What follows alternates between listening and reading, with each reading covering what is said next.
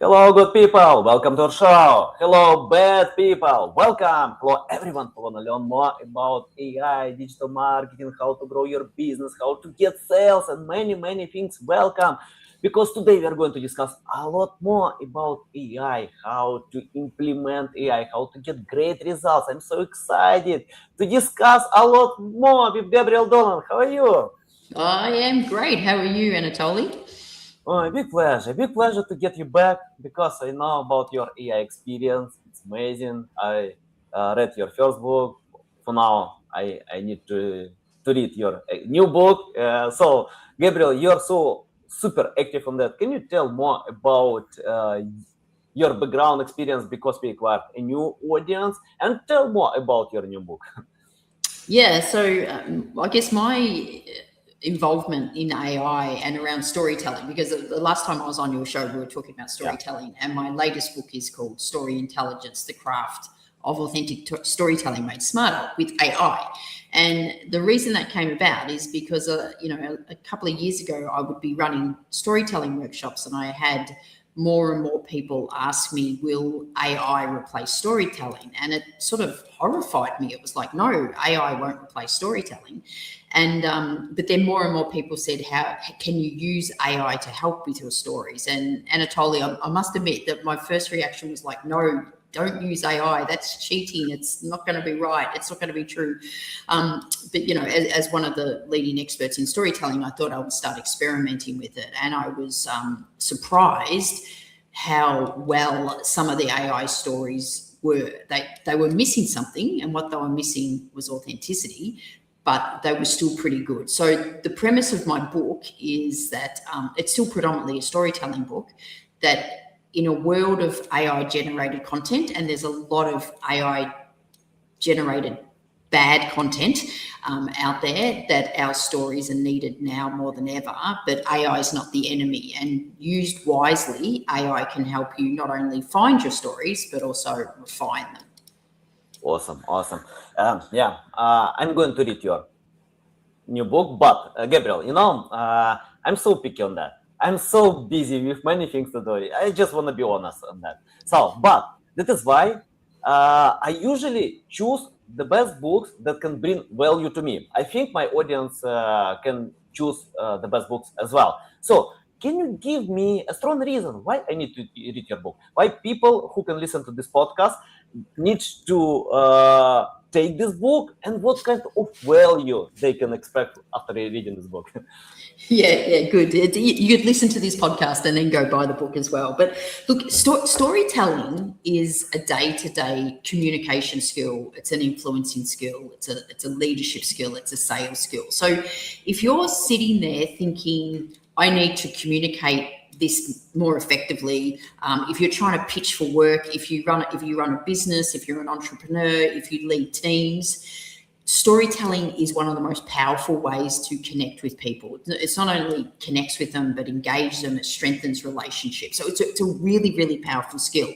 And even though storytelling, we sort of do it naturally, like, as human beings, we tell stories all the time. We tell stories all the time, with our friends and family and stuff. But doing it effectively in business, there's a real skill to that. So this book, it's almost like the last 20 years of my life. So everything I've learned. So it not only talks about why storytelling is powerful, it also talks about the 4 different types of stories that you can share in, business. And it takes you through the process of how to find the stories with and without AI. But then it takes you through a framework of how to start your stories, what to put in the middle, how to end them. So they're really, really effective. And then it has over 25 examples of other people's stories and how they've shared them. So, stories for presentations, stories for social media and podcasts, stories for sales, stories for even speeches. Like you might have to give a wedding speech, for example, and so even in your personal life, how you can use it. So I think it's a book that people, like, everyone would get some value out of it. Yeah, Gabriel. When ChatGPT was released, I started to pay more attention to AI, and I think I did it even before ChatGPT. But then I became more aggressive, and I can admit today, for example, I love storytelling. I keep writing manually many stories, but today I'm more lazy with that because I usually before AI I just pay a lot of attention to grammarly, to correct style. For now I don't do it. I just write the draft without paying attention to anything because I know AI can fix everything. I just write something that I can feel in my heart, and what kind of value I can bring. Of course, I love storytelling. I can share my failures. I love to share my failures. I don't know why, but I mean, like these failures can help me to become what I have by now. So, Gabriel, can you tell about when you write this book? Do you use AI for editing all your texts as well, or when you post anything on social media? So, how it works for you? Yeah, so I'm very similar to you, Anatoly. I would use, before ChatGPT, for example, I would write something and I'd use like the likes of Grammarly to correct my grammar and spelling and things like that. I don't even bother using that anymore. So I write it and I put it into ChatGPT to do a pure edit. But what I find is sometimes you have to say, just spell check this if you don't want it to change it, because it can sort of change it without you knowing it. So what you then have to do then is thoroughly read it again to make sure it hasn't changed anything. I put something in ChatGPT just the other day, and it was 2 paragraphs of something, and it was introducing myself. And one of the things I said is, I teach business people how to share stories more effectively. And it changed it to saying, I teach business people how to communicate more effectively through stories that bridge the gap between truth and impact. And I'm going, I don't even know what bridge the gap between truth and impact means. Like it's just this made up stuff it comes up with. So I do use it like that, but you've got to be really, really careful that when it comes back to you, it may sound good, but does it sound like you? So that's what you got to be careful of. And people go, but it's really efficient. And yes, it is efficient. But when it comes to communication, I think you need to be effective over efficient. And if you're losing your voice, like if it's not sounding like you, then it's not effective. Mm-hmm. Uh, can you clarify more about that? I mean, like, how we can, I mean, like, for example, I love testing. I have my voice, but sometimes I can even say often doesn't work. So, and in order to find what can work, I test. I test a lot of formats, including storytelling. I can write short stories, long stories, medium. I can change the story. Yeah, can you tell about that? I mean, like, how we can lose the voice? I mean, like, if someone needs to test in order to find out what can actually work. Yeah, I think one of the things if you over relying on AI to help you write stuff, Mm-hmm. it's just whenever you get it back, just say it out loud. And if it doesn't sound like something you would say, then I would say change it. So in the book, I teach people a process of how to use AI to find stories. So you get AI to ask you questions, like, Anatoly, if you wanted to find a story on like innovation, and you were sitting with me and said, I just can't find one, I would ask you all these questions and you would think of one. And so use ChatGPT for that, to say, act as my storytelling coach and ask me questions. Then what ChatGPT will do is say, just give me some of the things that happened, and they turn it into a story. Now that's when you need to get that story back that AI has written for you and go, did that really happen? And you might go, that didn't happen, but this other thing happened, so you need to change it. So you still got to make sure it's true, and what AI has added actually feels like right to you, that it is part of your how you would normally speak. Mm-hmm. Gabriel, I'm interested about crafting content that's not boring. I mean, like, I remember when I spoke with Jim Edwards. So he worked in Business Insider for 10 years, and he told me one interesting thing, that success of Business Insider depends on writing non-boring stories, because business is boring, and when you craft the story, it can become boring. People, many users, customers are impatient. If it's boring, they just leave it. The biggest it's very simple to balance and forget about the business. So can you tell about how to win attention in the beginning? I remember many great books about that. Josh Sugarman wrote great book how to catch attention and retain until then. But can you tell about storytelling style? How to become non-boring in your story? Yeah, because I would say how you become less boring in your business communication is share a story. Yeah. But if your story's boring, then that's not good either. So there's a couple of things I suggest to people. Your stories have to be really short. So I would suggest about 1 minute, like 60 seconds, maybe 90 seconds. But if your stories are going longer than that, people are starting to switch off and they're just not listening. And if you're writing stories, like you and I write on LinkedIn, and a lot of people are really active on LinkedIn, for example. When you're sharing your stories in the written format, it needs to be really, really super succinct, like super succinct. So, and then the other thing with stories, try to avoid the work stories, like stuff that happened at work, because they're normally case studies as opposed to stories. So one of the most powerful stories you can share is stories that didn't happen at work. So it could have been something when you were growing up or when you're on a holiday last year, something that didn't happen at work, and how you attach that to your work message. And just by the fact that they didn't happen at work, they're the ones that are actually really interesting, and people really relate to those stories. Therefore, they're not boring. So, I think sharing non-work related stories attached to your work message that you're trying to communicate are some of the most interesting and non-boring ways you can communicate. Mm-hmm. Gabrielle, I'm interested about sharing your private life and business. I mean, like, if you want to share the story, probably you can share something like, I was broken, poor, but after making something, became rich, and I want to share with you. So anything like that, just template, short template.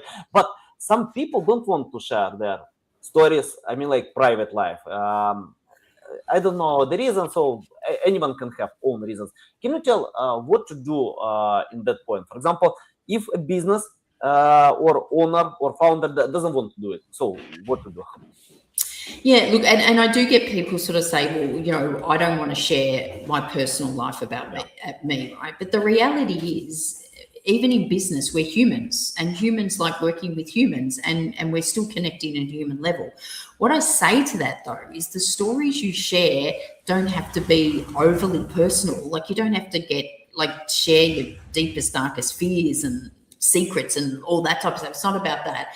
It's just something that happened,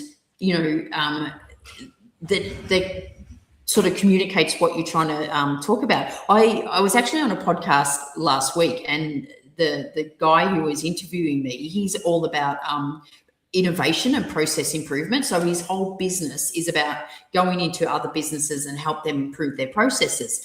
And he talked about a little story that he shares when he was 5 years old, and it would go out and it would be snowing, and it snowed, and he, as a little 5-year-old, he tried to make a line in the snow so it would melt faster, because he wanted the snow to melt faster. And so it's just this simple little story of when he was a little kid, but it shows that this process improvement, making things happen better, has always been part of him. So it's those stories that can be powerful. And some people still sort of go, oh, why would anyone be interested in that? It's because they are interested, because that's the interesting thing I want to hear from you, not about the work stuff and what you've achieved at work. And okay, whatever, good on you. Okay, I'm interested about new products. For example, before the podcast, I shared my new product, SaaS product. By the way, we created this product. I can share a short story as well. So we created this product for a client. Our client asked, okay, I have the problem with existing chat. So that was just a common chat that probably everyone can see on their websites on the bottom right side. And her chat just replied to the questions, regular questions, by sharing FUK, by telling, okay, you need to wait for many hours customer support.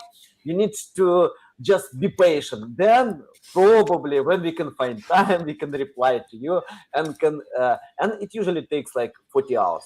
The second problem, that was an international business. Many people can speak different languages. So basically customer support can't do it. They usually speak like 1-2 languages. So what we've done, we developed a completely new product for this client. And for now, this chat can reply to all questions in just 2 seconds. In 2 seconds, in 95 languages, and we compare even with human beings. We analyze how customer support can treat customers and how this AI chatbot can do. And AI bot can do much better because it can learn in 2 minutes about everything in your business that even people in support team don't know. So, and it's like a game changer. It's a new product. We published that on SM.chat. So can you tell, for me, it's a big struggle to market the new products. I don't know, always when I create something new, looks good, amazing, but it's a big struggle to create the first marketing campaign, to acquire first customers, and can you tell, for example, on this specific example, how to create the right story and market a new product? Yeah. Okay. So this is a classic example, right? You've got a product that you've developed that you're really passionate about. I mean, before we came on this call, you showed me because you were so excited about it, right? Yeah. And then, but you start talking, and you can go. It can happen in two seconds. You get the information in 2 seconds. It has all these different languages, and so you're talking about the benefits of the product, which is good. There's two things that you said when you're explaining to me that I think you need stories for. One is impatient. Mm-hmm. I'm going to bet that you're a very impatient man. Like you, and I say that as a compliment because I'm impatient, right? Where things happen. So I would share a story about how you have always been impatient. You've always wanted to do things and make it faster and better, and then that this is what this does. It's for help, and the fact that it can you get the response in less than 2 seconds. So I'd have a story about, like that story I just shared about the kid 5 with trying to make the snow melt quicker. I would share an example of how you used to do things when you were a little kid that showed you were just probably impatient or always just wanted to do things faster, right? Mm-hmm. And then the key benefit is it responds in all these different languages. And because we have all had experiences where we're trying to communicate with someone and they don't speak our language. You would have that experience, whether it's when you're traveling and you're trying to order something at a restaurant. So I would talk about, and don't sort of say it generally, just give me a specific example. Like, I remember when we were traveling in France and we were trying to order and we couldn't understand and it was so frustrating. And you're sharing a story to explain how frustrating it is when someone's not speaking your language. And then you talk about how what this product we've developed completely removes that frustration for everyone because it's in 95 different languages. Yeah, 100%. Gabriel, I just want to share pain points that I have, and my audience always ask totally the same questions. So basically, for example, if I cooperate with any big client, I can share a list of recommendations. Okay, let's do this, a huge list. And in most cases, people are busy. They have no time to figure out and implement all your ideas. I know you train business people. Can you tell about your style? For example, if you have a new client, very busy client, but this client wants to make changes. Probably they have some marketing, sales, but they want to get better results to implement storytelling style. So can you tell how you transfer this data in the right way of execution? To execute in the end. Yeah, that's a really good question. So the product that I sell is storytelling training. Now, my audience is normally like very senior executives who don't have a lot of time. Now, if I wanted to provide the best product for them to help them, I would say we need to do training for about 2 days. And I just know, and I guess I got pushback on this, 20 years ago when I started. I sort of realized I am never ever going to get them in a room for 2 days. I'm not even going to get them in a room for 1 day, maybe sometimes 1 day. So I had to understand that was a real concern of them. And so my workshop is 3 hours, 3.5 hours, right? So it's a half day. Now they can afford a half day. So it's changing. It's really understanding that that's a key challenge for them to get into a training room. And it's compressing my training into the most action-packed trainings that they walk out of there going, that was worth it. And even ideally I would say let's do it in person, but because I work with a lot of global companies, I've had to change. So we can do it virtually, and I've worked on my virtual delivery, so it's really engaging. But it's understanding those pain points and those pressure points, and not still going with it, because there's some people that run businesses like me and they just go, no, it needs to be 2 days or else it's not worth it. And I go, well, you're not going to make a difference because you're not going to get them for 2 days. So figure out what you can do. So I guess that's one example that how I sell my products, knowing that people are very time poor. And, even the fact of the book, like I've written the book just very action packed. And I actually always write business books where you don't have to read it fully. I'm probably one of those people that never finish reading a business book anyway. So I've written the book to say you could just go in and read a chapter as you need it, because who's got time to sit and read a whole book before you get something out of it? Yeah, nice. Love it. Gabrielle, my main focus SEO today, it's like geo generative engine optimization. So we help businesses to get organic reach. And can you tell about how to connect user intent and storytelling style? So basically, we have some limitations, what kind of content we need to provide. If we don't see this content from our competitors, we can't change the game. Probably we can, but I'm not sure that we can get this organic reach. This format can work for different places, but can you tell about this specific case? What do you think? For example, if you want to implement storytelling, but how to find out if it's good fit for specific case? Okay, so again, so if I want to implement storytelling, and how do I find out if it's good? I always try to, whenever I meet with a client or a potential client, I always try to have an understanding of what their challenges are and what their pain points are. And then when I meet with them, I'm doing a lot of listening, and even though they will probably tell me the problems that I knew, I'm doing a lot of listening. And so if I sort of go in with a client and they're talking about, we need to sell more, then I'm talking about storytelling as a sales tool.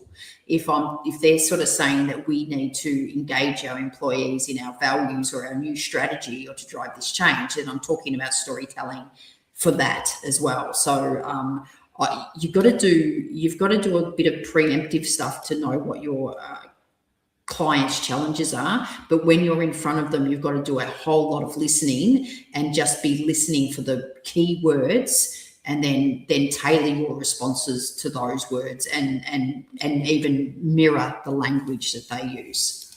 Nice. Gabrielle, I want to ask a little bit about you, because, for example, when I open your LinkedIn account, I follow you and recommend to anyone to follow, because, guys, you can see it's a lot of value.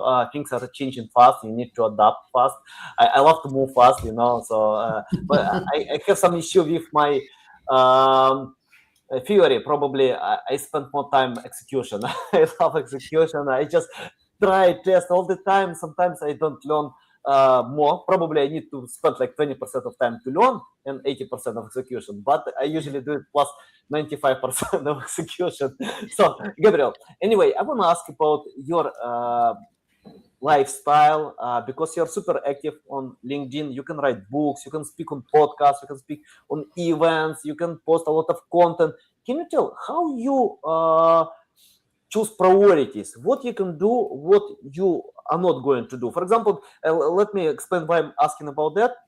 Because what I can see, when businesses can open a new case study, let's imagine Reddit, someone got like great results on Reddit, then second in the second they can find, okay, great results on LinkedIn, let's go to LinkedIn. Then they open YouTube. On YouTube you can earn millions, and I see when businesses lose focus on something that can work for them.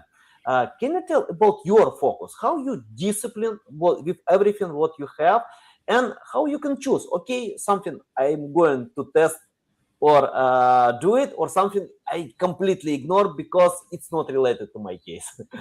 Yeah, thanks, Anatoly. That's a good question. And it was like, it comes down to me a couple of things. So first of all, I think a lot of people try something and then it doesn't work straight away and they just stop. They just stop doing it. And, for example, with LinkedIn, I am quite active on LinkedIn. I would post something on LinkedIn nearly every day, and sometimes twice a day. So a couple of things on that. So one is with stories and with content. Once you have really good content, you can put it on LinkedIn. I can have a great story that I put on LinkedIn, but then I also use that same story in my newsletter, and I go, well, actually, that would be a good story in my training workshop. So I'm using in my training workshops or my keynote. I also run a podcast. I have my own podcast as well, Keeping It Real with Jack and Raoul, and so some of the stories go into that. So it's developing the content once and using it in several different ways. So that's one thing. You're not reinventing the content all the time. But the other thing is how I prioritize things now is almost, do I enjoy doing it? So, I actually like the LinkedIn platform. I like the connections. I like the comments, and, I happily be on it. So I am active on that because it is a good return of investment in my time, but I actually enjoy it.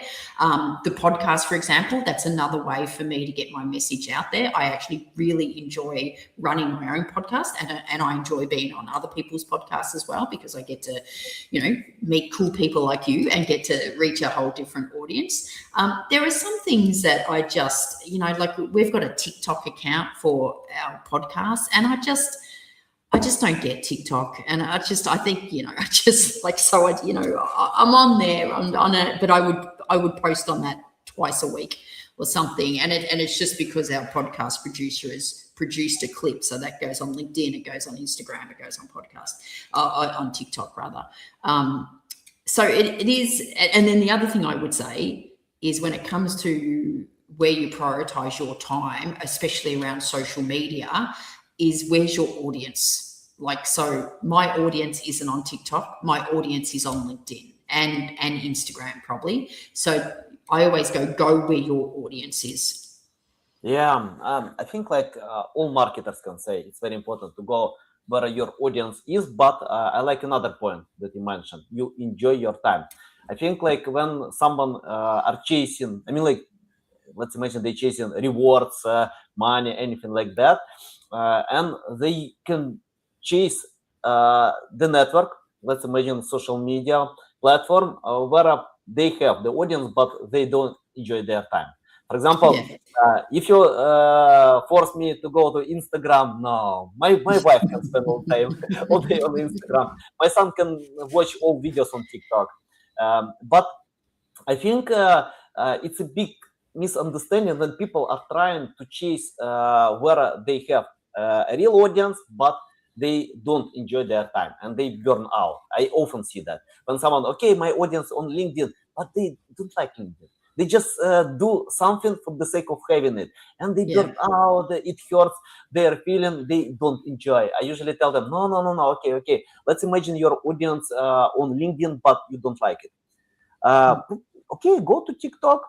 Okay, you don't have your audience, but you have 1 billion people. If you can find the way how to create content on TikTok and related to your audience, you can even win on TikTok, your audience, if you enjoy it. So I think it's a big misunderstanding when people think that it's better to take where their audience is, but they they also need to enjoy their time. What do you think about that? Yeah.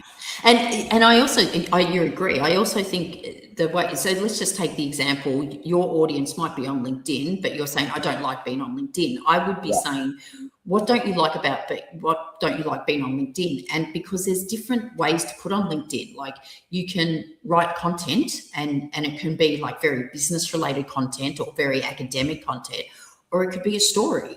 Or it could be, you could literally go, when I speak to people like that, I go, you've got all this information and I say, do you think that would be valuable for your clients or for people to hear? And they go, yes. And I go, well, you got to find a way to get it out of your head and get it out to them. And it could be as simple, and I'll be having conversations and they go, I was speaking to a client the other day and the biggest challenge they had is this, and I told them this is how they should do it. I go, well, that should be just a LinkedIn post. So put that as a LinkedIn post, and you don't have to mention the client's name or anything, but you just do that as a LinkedIn post. What I also find too is I actually find it quite easy to do videos, and I just do them on my phone, on the go, one take. I don't worry about doing 2 or 3. Sometimes I might do 2 or 3 takes if I completely stuff it up, but just take the video and then put it out there. And then for me, that's a little bit of fun. So for example, 1st of March, on LinkedIn, I'm going to start doing 31 days of story intelligence. So each day I'm just going to do a little storytelling tip, and it's just going to be me filming a video for like 1 minute, and I'm just going to film it wherever I am and put it on LinkedIn. And because I think that will be useful for people. And so, and sort of, I think sometimes you've got to get out of your own way. You would experience this, Anatoly. You just got to get out of your way and think, if this is useful for people, just put it out there.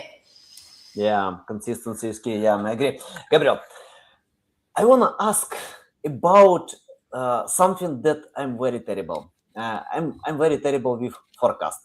Let me explain why. I remember like 10 years ago, one of my friends came to me and told, look, do you want to buy this new thing that can become a huge Bitcoin? Just take 1,000 Bitcoins, So I denied, no, I don't know what is it. I never invest in something that I don't know. He told, okay, just take 100, it's future money. I denied, So, I failed to forecast American president. I thought another president will be, but we have something that I didn't expect, like many others. So, I think for me, I usually adapt to whatever happens. I'm on the second stage. I can't create Google, ChatGPT, but I can use these technologies in my preferences, in my projects, and can enjoy that. So, for example, I started to play a lot with AI avatars, even when I lose engagement. So basically, many people don't see that, but I started to use AI avatars instead of me on my YouTube. And nobody saw that. Yeah, we lost some attention, we lost engagement, but I decided to go deeply with that because today 46% of all people can follow at least one AI influencer. Second, for example, I enjoy watching videos about history, AI generated videos. They bring value to me. I don't care, humans or AI, it's valuable. So my brother can listen to audio podcast AI generated because it's valuable for him. So, and I think the future can become like more AI related. I don't know, probably next time when I will invite you to this podcast, you will tell me my AI avatar will speak instead of me. So I'm really busy. But if your AI avatar can bring value, I can reply, okay, my AI avatar can speak with you as well. So we'll see. Probably we can create content for AI robots, or I hope humans will watch this again. It's a real trap, isn't it? Having an AI twin. It's literally, Are you a fan of Scott Galloway on the Pivot? No, I don't think him. Oh, okay, he's sort of into tech and sort of changes thing, and I think he worked with Google to develop an AI twin where it was literally. It wasn't him, but it was his AI twin, and people would come in and ask for advice and he would give it. And he was sort of a bit skeptical, and he did all the work with Google, but he said, if I'm not happy with it, I'm going to pull it at any time. And after just only 24 hours, he said it felt really uncomfortable, because what if his AI twin gave advice to someone that ended badly? So he just pulled it and didn't go ahead with it. But yeah, it could be interesting. You know, you sort of think, like, if you had an AI twin, you could be speaking to your great grandchildren, like when you're dead, and they could go, yeah, I see what, great grandparent wants to know. But yeah, it's an interesting world we're living in, that's for sure. Yeah, and I just want to know your opinion. What do you think about AI implementation in video content, AI implementation in audio podcasts, AI implementation in web content? It doesn't matter. I mean, like, for now, what you can see, when ChatGPT was released, many experts said, no, it's low quality, a lot of hallucination, but that was version 3.5. Today we have 5.2, even 5.3 for codecs. Claude is amazing, Opus 4.6, Gemini 3.5. All of them are amazing, real amazing. So I think we can't ignore today these technologies, and we need to implement. I usually do it. I don't care if someone can say, no, we can become skeptical about that. Even if I lose some attention, I know it's okay, it's developing, and I need just to test all the things. Can you tell, I mean, like, from your perspective, what do you think is, I know many experts can say AI is not replacing humans, but Elon Musk said differently. He said, no, AI is replacing humans. And what we can see today, for example, in 2025, 65,000 people, very smart people, lost jobs in Microsoft, IBM, Google, many big companies. We can see this tendency. To be honest, in my company, we laid off some people as well. We laid because AI replaced them. I just want to be honest with them. Okay, guys, sorry. If you play with AI, if you provide me results, if you can automate many things, okay, that's okay. We can cooperate. We can go ahead. But for now, AI replaced good people. And in order to compete, in order to survive and thrive, we need to consider that. So, Gabriel, what do you think about AI? Yeah, I mean, like, in the future, what kind of future you can see, even if it's not accurate, but anyway. Yeah, you know what? I don't think anyone knows what the future will be with AI. And it will replace jobs. I mean, I have been guilty in the past of saying AI won't replace your job. Someone who knows AI will replace you. But that might be the case in some instances. But AI is replacing. It's like, we spoke about accountants. AI will replace, even some of the accounting software. It's the people running it, they don't need it anymore. There's just announcement after announcement up from tech companies just laying off thousands of people because they don't need programmers anymore. Like, they no longer need programmers because AI will do it. I actually went to my oncologist this week, and they were talking about, when someone has a mammogram test, they have two people individually check it. But what they're starting to do now is getting an AI check it and another person. And eventually it will just be two AIs so that's, that's going to get rid of those jobs. Or you won't need, instead of a hospital needing 10 people to do it, they'll just have one person to oversee all the AI people checking on those test results. So it's definitely going to replace jobs, and it's not going to create. I don't think it's going to create enough more jobs than it's getting rid of. So what do all those people do? I don't know. And then the other thing you talk about, like, if you've got a company like Amazon, that would have employed hundreds of thousands of people and now don't have to because it's all robots and AI. That's hundreds of thousands of people that aren't earning an income and aren't paying tax. So where does the government then get their money from if no one's earning anything and no one's paying tax? So there's a whole lot of challenges, that's for sure, but there's a lot of benefits, and I always think, well, I'm going to make the most of the benefits. You talked about AI just, you've seen those little history, like those 10 little minute history things, and it's all AI generated, but you can all of a sudden, so I would watch something like that and go, oh, now I understand that bit of history. So, but that's the good stuff of AI. Yeah, nice. Gabrielle, I have my final question. Very important question for my audience. Very important. So basically, I have some audience. I want to help them, and they reach out to me. Someone who wanna join this niche today, digital marketing. Someone who wants to start from scratch, and they have an issue. Probably like 10, 20 years ago, many big companies were looking for interns, to hire interns who can do some manual tasks, boring tasks. But today, AI agents can replace them, and big companies invest a lot to create AI agents who can do this boring tasks. And for example, even in my company, I develop one product with AI agents, not SM Chat, but another one. It's in the trading niche.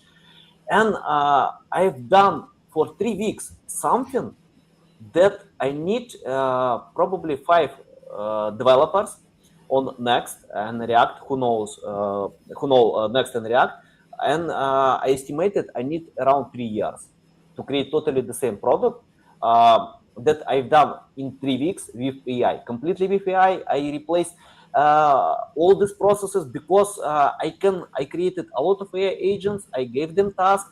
I just analyzed and I check out. And I was really surprised. For 3 weeks, I developed real amazing product that probably even Binance and many Coinbase and many other companies analyzed. They don't have even similar product. Probably they will have. I'm pretty sure that the companies will adapt as well. But anyway, so AI is, for me, it's real amazing. But I want to help these people who want to join this niche. For example, let's imagine you started today. Forget about your AI experience, about storytelling, about anything. Just your first day in digital marketing. You have passion. You enjoy the process. You want to become an expert like you today. What will you do if you do everything from scratch? Oh my God, I don't even know where to start to answer that question. You're all over AI. You are like getting it all sorted. I don't even know. I don't even know how to answer that question, Anatoly. I don't know. I think part of AI, it is such an overwhelm that sometimes people don't know where to start.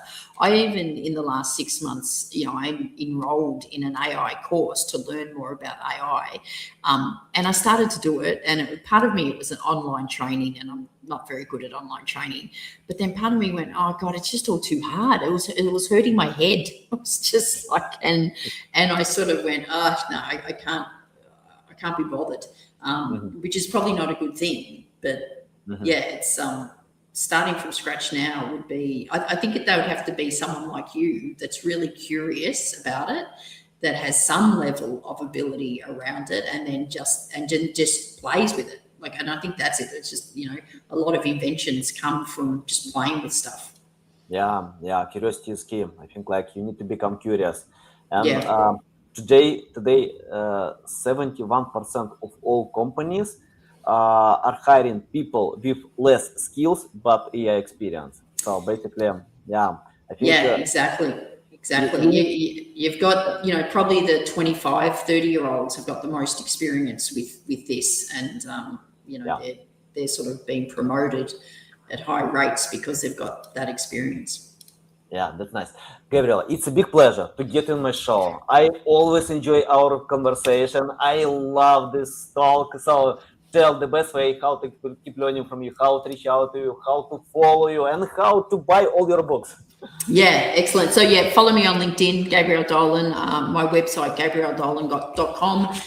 But first place to start is get the book, Story Intelligence, The Craft of Authentic Storytelling Made Smarter with AI. And you can just get that from Amazon and all the usual online bookstores. It's out globally.